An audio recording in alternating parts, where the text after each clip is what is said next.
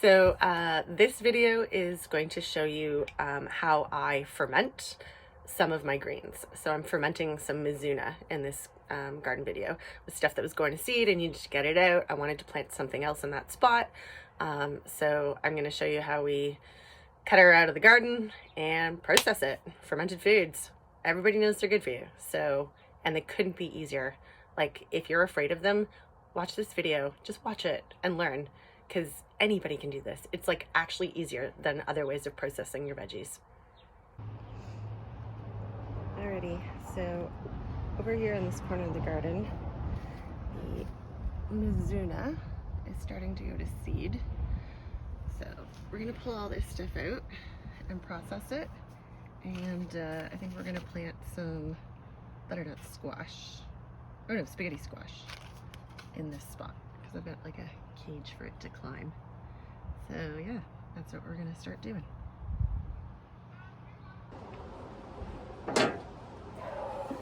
Okay, so what we're gonna do is just cut off that bit because it's sandy and gross. This container here is my compost bin container. I'm just gonna set them down for now. And then we'll get more fresh water, wash them a bunch of times to get all the sand out of them. And then I do think I'm gonna ferment them, so I'll bring that out and show you guys super easy and fast how we're gonna do that. Clean water. Might do this in sections. So take a little bunch, just get them in here. And actually, while I'm doing this is good. All the little heads that are seed heads are sticking out, so we'll just cut those off. Pop those in the compost bin. You could eat it. I mean, there's no reason you can't.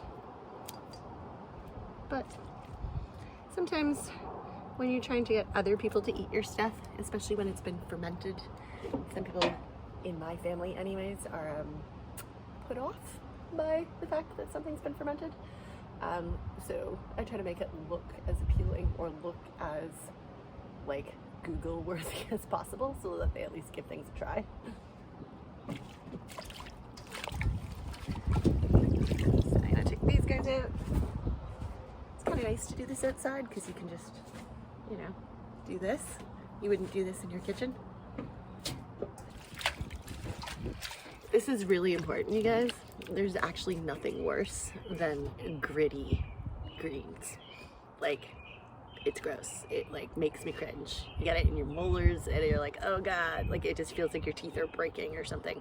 So make sure you spend the extra time, rinse all the sand out of stuff. Otherwise it's not worth doing anything to it, because you're gonna end up not eating it if you don't spend the time to rinse it properly. Okay, so these two bunches that I've already washed now twice, I'm gonna do again. Some leaves in there. No one said processing your food was easy, which is why people started buying it from grocery stores, already washed and ready to go.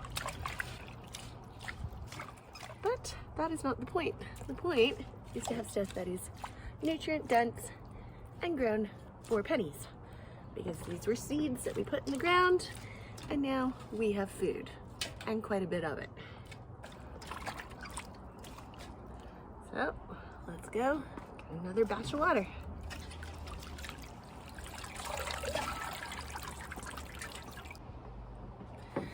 Okay, so we're gonna ferment our Mizzuna. It's all washed up.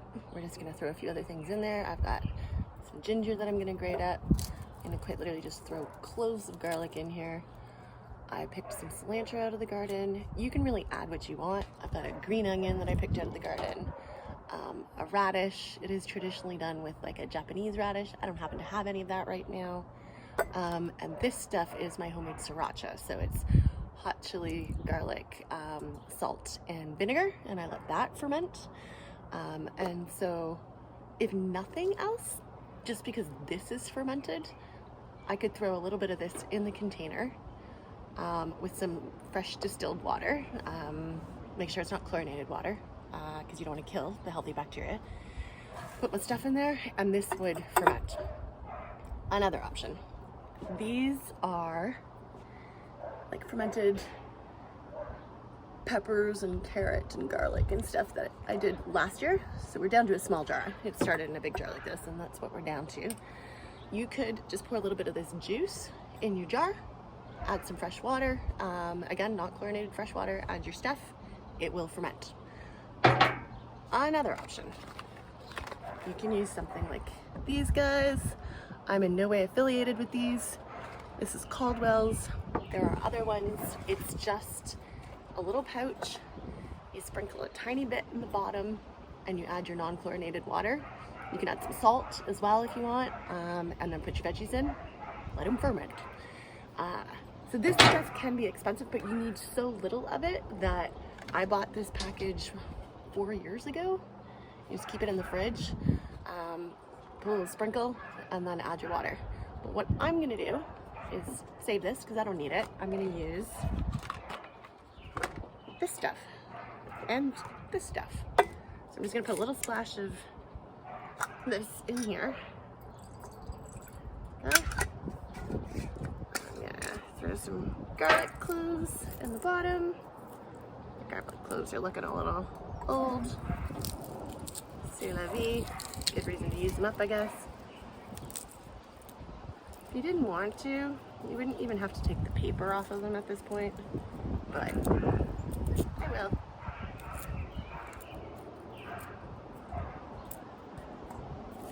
Okay. So this is my garlic trick. You kind of twist it, and then theoretically, it peels quite easily. Okay, let's put a little bit of the radish in here. We're gonna kind of build it in layers, but it will get all shaken up as we go too. A little bit of green onion.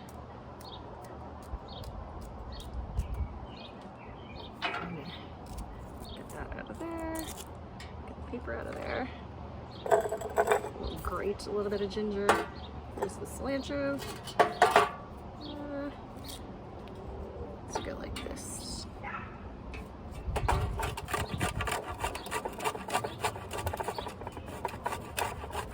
And again, I'm using what I have, guys.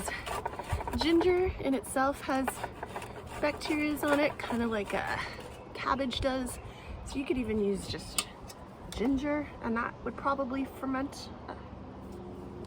Yeah, there'd probably be enough like healthy bacteria on there for it to ferment. Okay. What else do I want? A little dollop of this stuff. Whew, it smells better. I can smell it.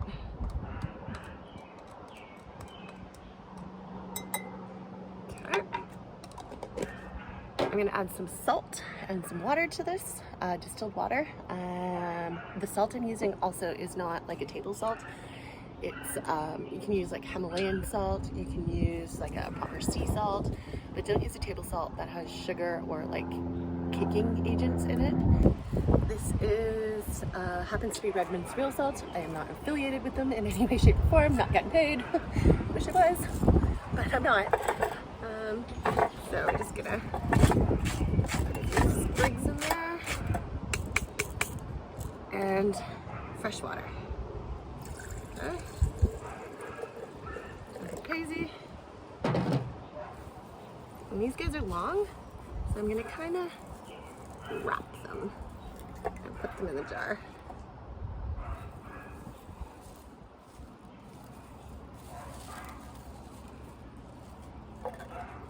Turn it on its side a little bit.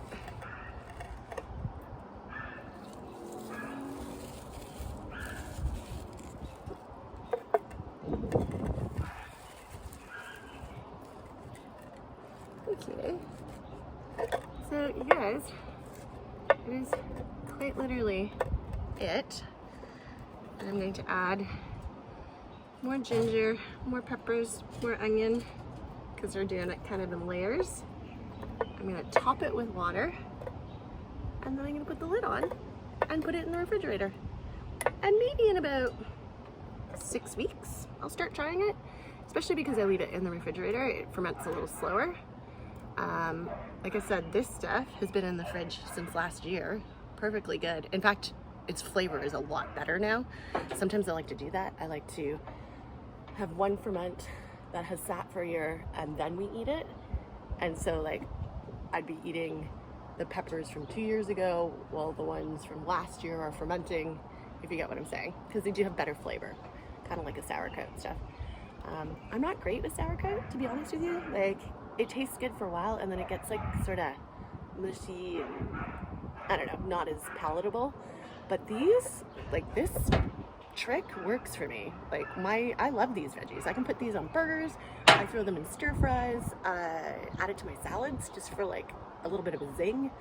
So there's lots of different ways you can use these fermented veggies.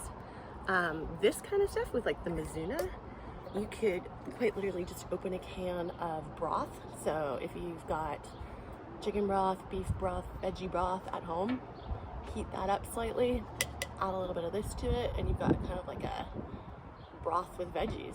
Throw some dumplings in there or throw whatever you want in there and you've got a meal. And it's super easy, like super easy. So yeah, I'll just finish and you guys can come along with me. So do a little more garlic.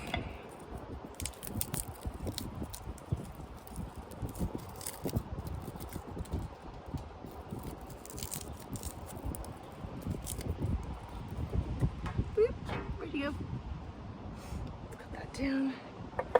Okay. Let's grate a little more garlic.